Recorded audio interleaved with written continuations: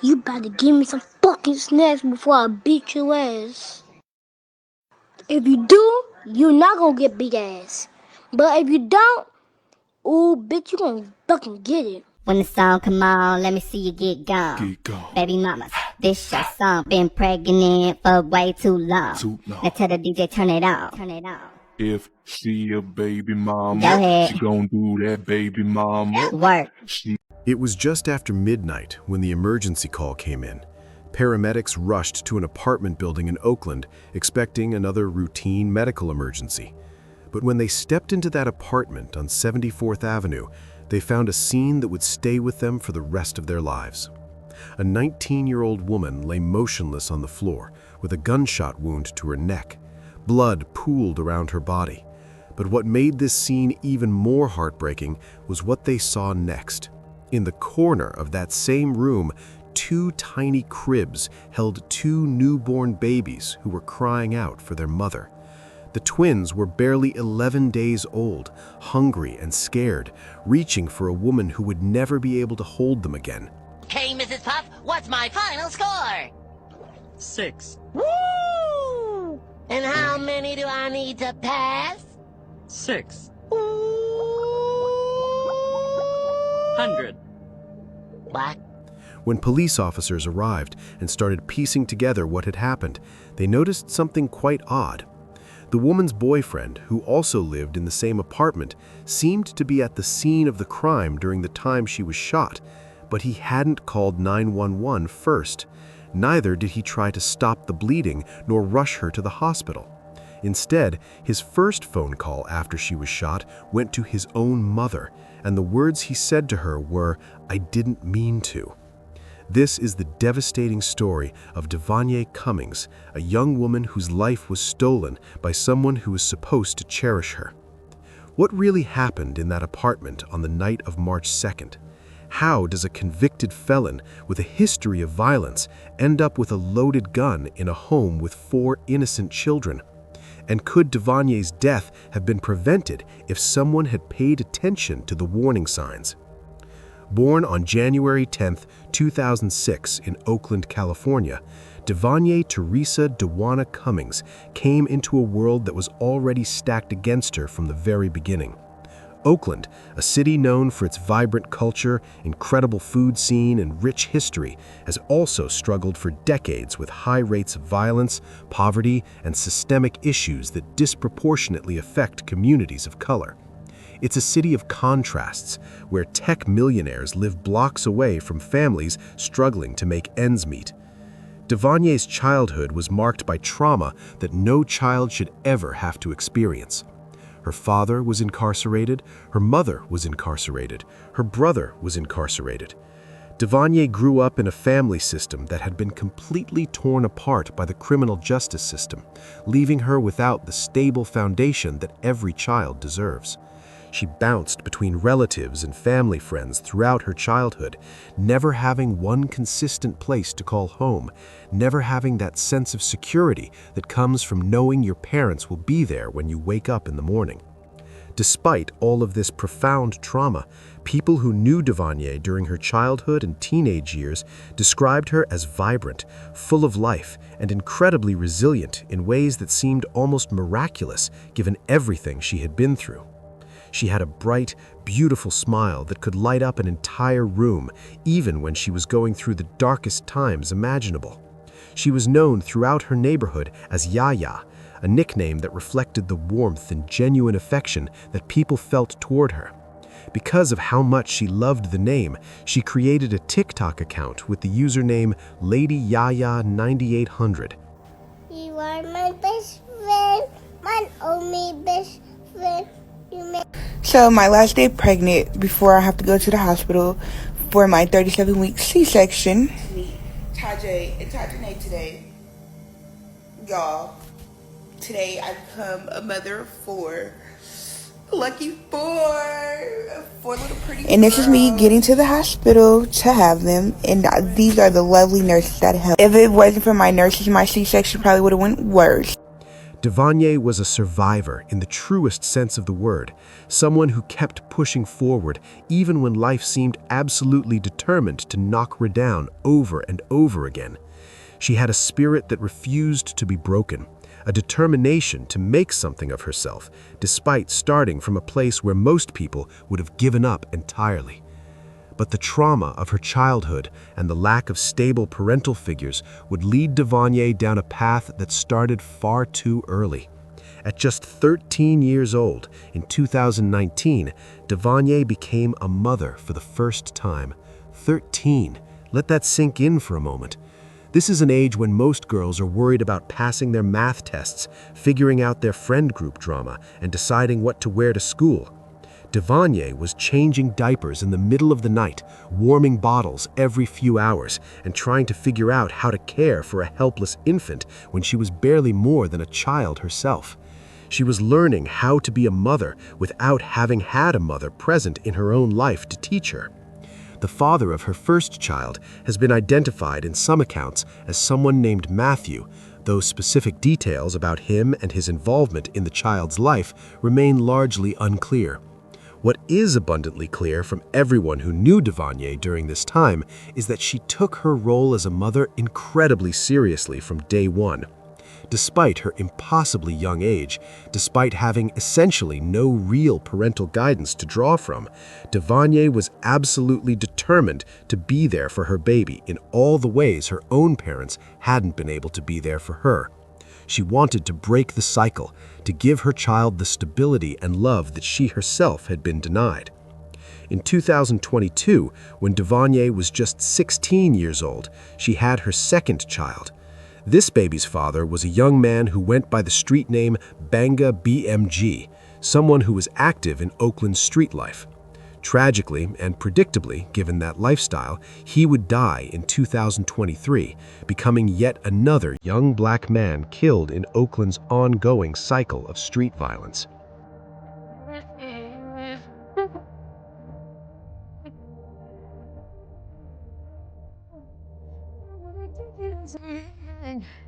Just to be with you till this.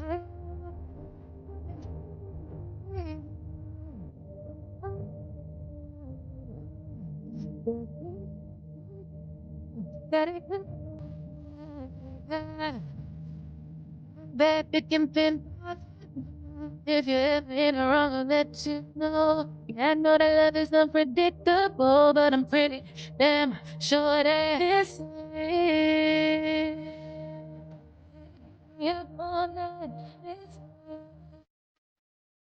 what I wanna do.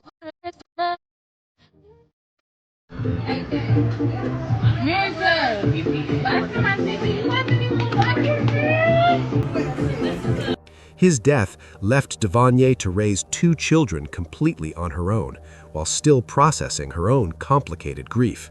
By this point in her incredibly short life, Devany had experienced more profound loss and hardship than many people face in an entire lifetime, and she was still just 17 years old.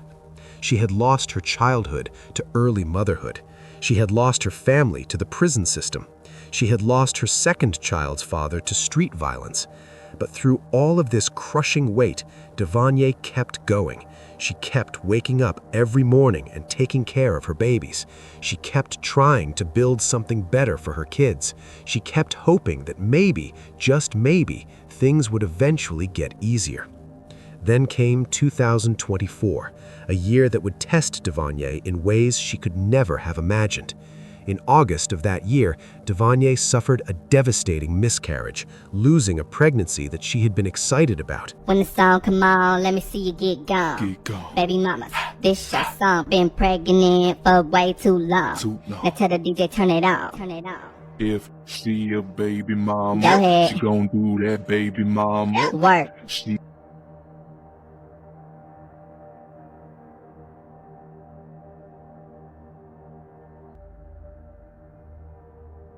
The pain of losing that baby, of having something precious taken from her before she even had a chance to meet them, added yet another heavy layer of grief to everything else she was already carrying.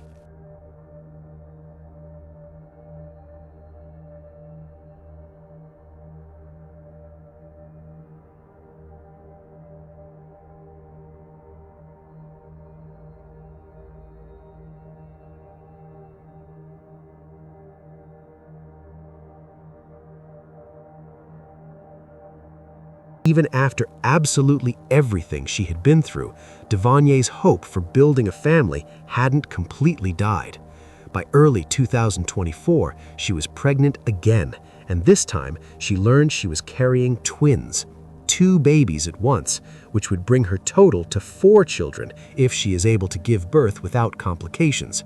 And this time, the father was Terrence Miles, a 32-year-old man who would ultimately become the reason her life would suddenly go dark.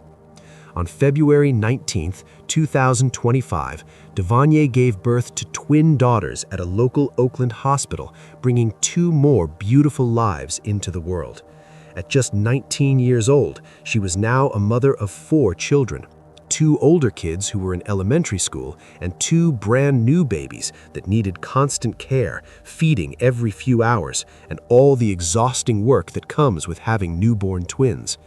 The birth was successful and without major complications, and Devany brought her newborn twin daughters home to the apartment she shared with Terrence on 74th Avenue near Hillside Street in Oakland, ready to begin this challenging new chapter as a mother of 4.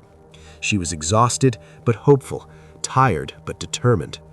But the home Devany brought her vulnerable newborn babies to wasn't the peaceful, safe, nurturing environment that infants need.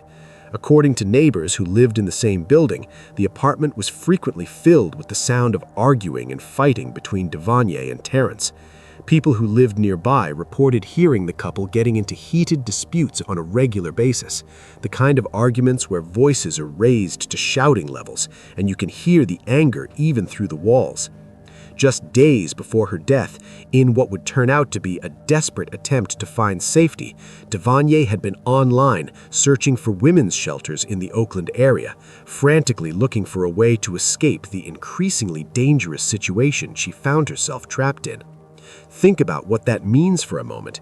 Here was a woman who had just given birth to twins barely 11 days earlier, still recovering physically from delivery, trying to care for 2 demanding newborns while also looking after her 2 older children, and she was so genuinely afraid of the man she lived with that she was actively searching for emergency shelter. Devany knew she was in danger. She knew she needed to get out. She was trying to find a way to protect herself and her 4 children. But like so many women trapped in abusive relationships, she faced impossible obstacles. Where would she go with 4 kids, including 2 newborns? How would she support them? Would he find her? These are the terrifying questions that keep women trapped in dangerous situations every single day.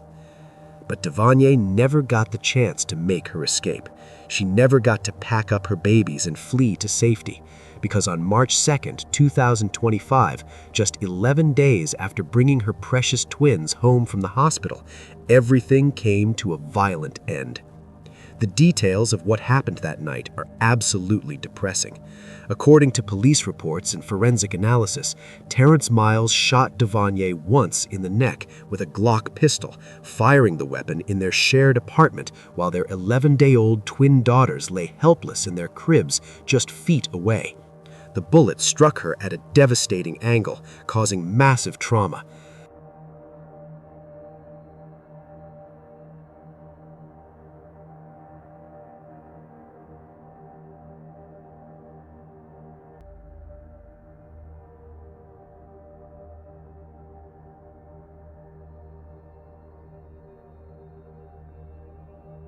Devany collapsed to the floor of the apartment while her babies cried for a mother who would never be able to comfort them again. But here's where Terrence's story starts to completely fall apart. After shooting Devany and watching her collapse to the floor, he didn't immediately call 911. He didn't attempt to perform CPR or apply pressure to the wound. He didn't scoop her up and rush her to the nearest hospital.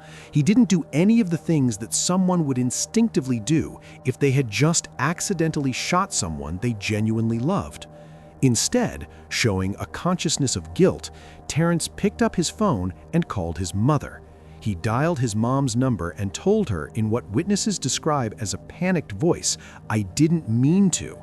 His mother, shocked and confused, demanded to know what had happened. That's when Terrence finally explained that he had shot Devany while supposedly checking his gun, spinning a story about it being a terrible, tragic accident. Only after having this conversation with his mother did Terrence finally contact emergency services. By the time paramedics arrived at the apartment on the 2600 block of 74th Avenue, precious minutes had already been wasted, minutes that could have potentially made the difference between Devany living and dying, minutes that she desperately needed but didn't get because the man who shot her was more concerned with calling his mother than saving the mother of his children. When police officers and detectives arrived on scene and began processing what was clearly now a homicide investigation, they immediately started noticing multiple things that absolutely did not add up with Terrence's convenient story. First, and most damning, was the angle of the gunshot wound itself. Careful forensic analysis showed that the bullet entered Devany's neck at an angle entirely consistent with the gun being fired from approximately 2 to 3 feet away, not at extremely close range, as you would absolutely expect if someone was simply holding a gun near their body while checking it. Additionally, there were absolutely no powder burns or stippling visible around the wound. These are the telltale forensic markers that definitively indicate a gun was fired at extremely close range. If Terrence's story was true, if he had really been holding the gun near his body while examining it, and it tragically went off by accident, you would expect to see very obvious powder burns around where the bullet entered, but they simply weren't there at all, strongly suggesting that the gun was deliberately aimed at Devany from a distance. Then there was the weapon itself. When forensic technicians processed the Glock pistol that was used to kill Devany, they discovered something incredibly suspicious. The gun had been partially wiped clean of fingerprints. Think about that. Why would someone who just accidentally shot their girlfriend take the time to wipe down the murder weapon before calling for help? That's not the panicked action of someone in shock over a tragic accident. That's the calculated action of someone who knows exactly what they did and is trying to cover their tracks. All of this evidence, when looked at together, told a very different story from the tale of the tragic accident that Terrence was trying to sell. This definitely wasn't an accident. This was murder. Y'all, this is better.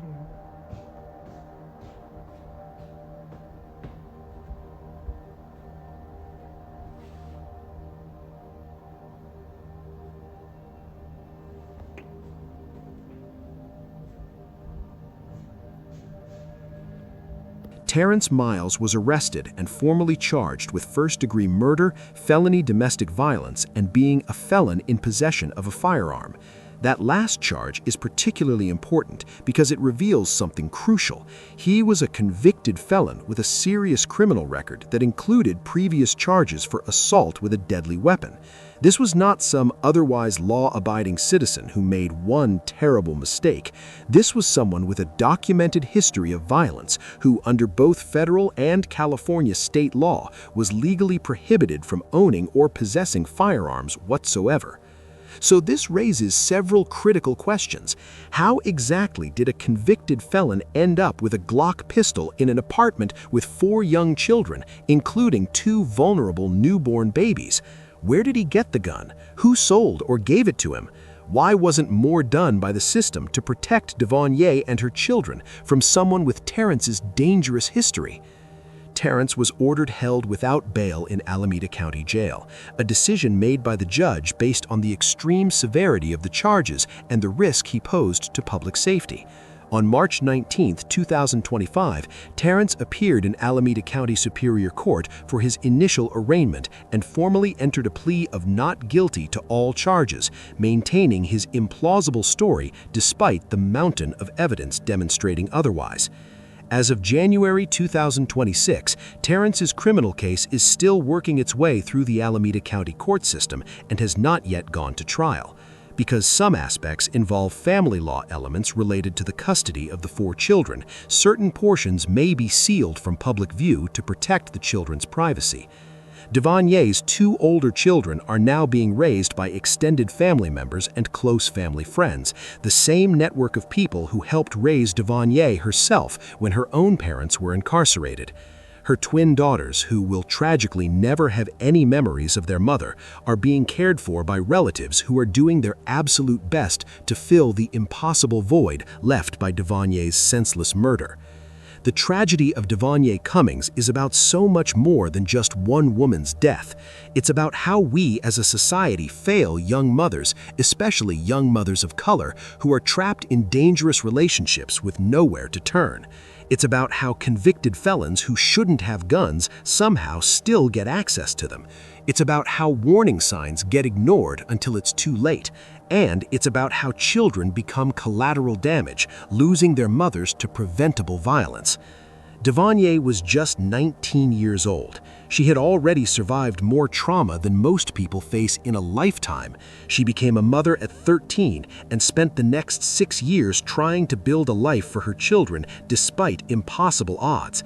She lost her childhood, her family to incarceration, her second child's father to violence, and a pregnancy to miscarriage. But through it all, she kept fighting, kept hoping for something better. And then, just when she had 4 beautiful children who needed her most, her life was stolen by a man who claimed to love her. A man who valued his own freedom more than her life. A man who took away the only mother those 4 children will ever have. May Devany Cummings rest in perfect peace. She deserved so much more.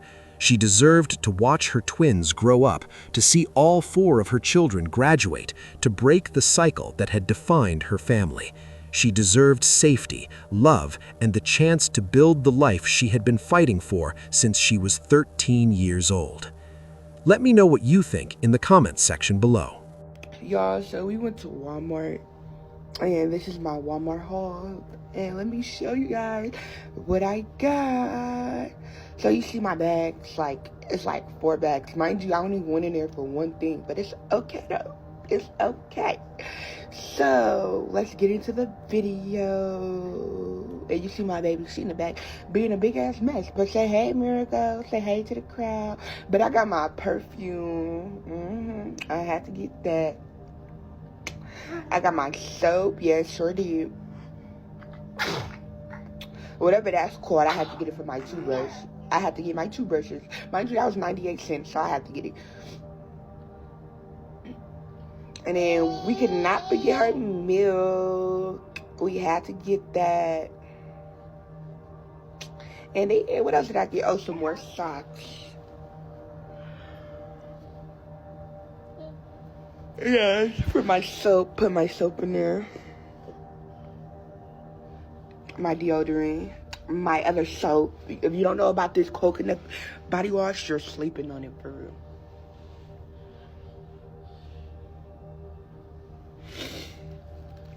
Oh yeah, got some more socks. Got another toothbrush.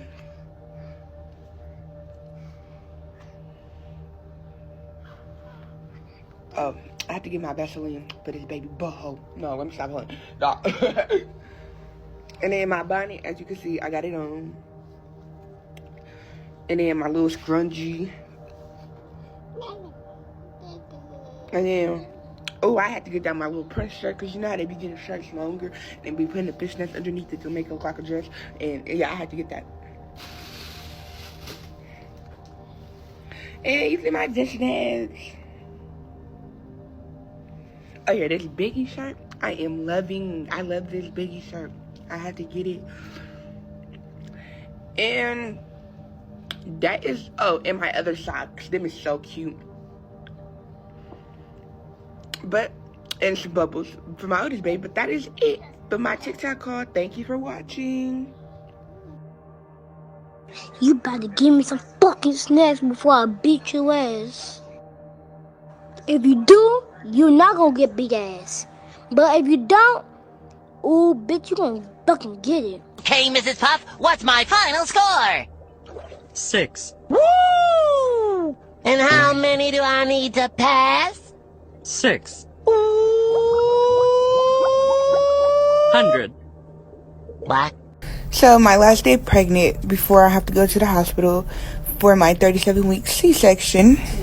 Tajay and Tajane today. Y'all, today I become a mother of 4.